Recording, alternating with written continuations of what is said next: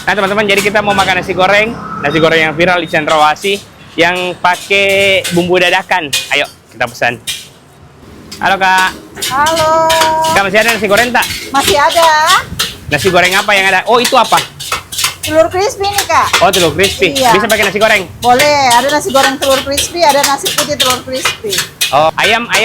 Ayamnya ada ayam penyet bumbu hitam, ayam penyet sambal kemangi, cabai hijau. Tapi itu bukan bintangnya. Jadi sebenarnya di sini mereka jualan nasi goreng, tapi lauknya pakai ayam satu potong. Harganya juga murah sekali. Untuk nasi goreng merah atau kecap komplit begini hanya 25.000 saja. Selanjutnya ada 5 pilihan sambal juga yang bebas kamu pilih. Soal rasa ini juara guys. Sampai yang beli di sini tidak putus-putus. Serius, kalian wajib coba. Dan yang paling uniknya karena bumbunya dibuat dadakan pas ada yang pesan. Jadi kalau kalian pesan satu porsi, ya diulangnya satu porsi juga. Jadi rasanya tetap terjamin dan otentik sekali. Oh iya, ada juga varian mie goreng dan mie kuahnya. Jadi buat kalian yang penasaran, jangan lupa simpan dulu video ini atau bagikan ke teman-teman kalian. Ini di nasi goreng Boster, Jalan Cendrawasih, samping DCP Bakery.